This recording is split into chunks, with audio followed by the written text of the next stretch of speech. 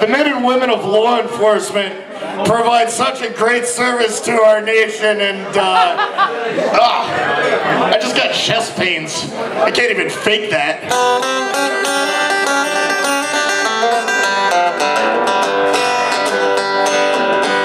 Now listen up. Well, a lot of folks here in our great land have decided that the plight of the common man is much too big to ignore if we're gonna have progress. If you want to put the little guy back on the top, then the first thing you gotta do is kill some cops, and I'm gonna go ahead and walk you all through the process. Now, before you go out and do the deed, there's a few supplies you'll surely need that during your planning you ought to make it a point to have ready. You need a car, a club, a plastic sheet, a box of fabric softener sheets, a rope, a duct tape, a shovel, and an axe or a machete. Now you also need gloves and a mask and a hat. Those DNA samples are easier to get at. They're skid flakes, hair, and spit samples than they used to be. And you don't by any means want to get caught. See, the point is to smoke some pork and not to end up in jail like some ghetto thug wannabe.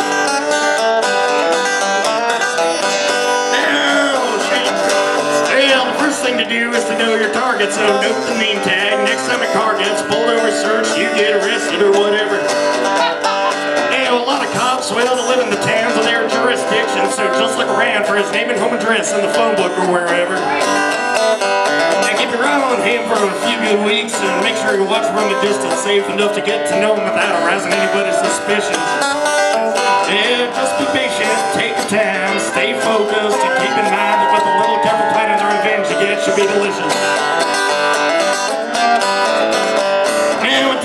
What he does for fun off duty without no radio or gun, where you can trap him like the dirty little rat that he is.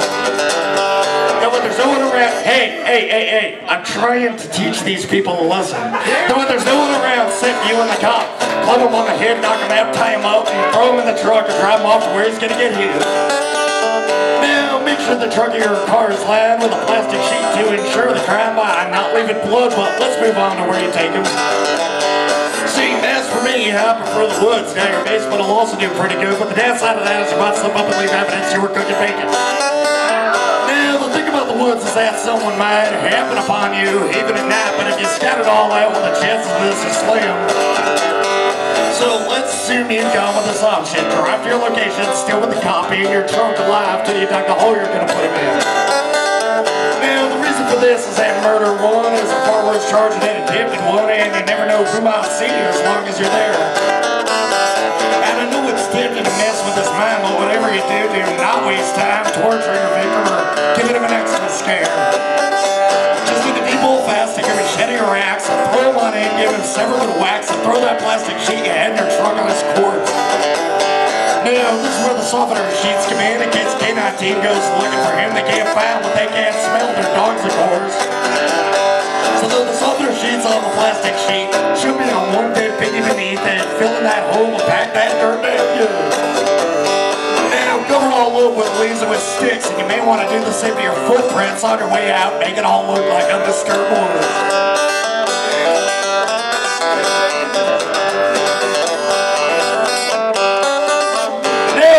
Don't ever talk about it again. Not even with your most trusted friends, even if they knew about it and helped you along the way. And if his cop friends show up at your front door to ask a few simple questions, say no more than these 5 words: I have nothing to say.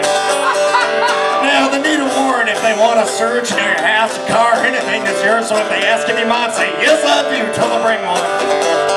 Now, hopefully I ought to come out with legitimate appearance on the unfortunate mysterious disappearance of our officer friend who won't be solved by anyone. Oh, but the possibility, well, it always exists. You might get caught and it ain't no slap on the wrist, but that's the price you pay for your little revolution. If they send you off on your final journey, let your last words from that injection gurney be an expression of pride. You can be part of the solution.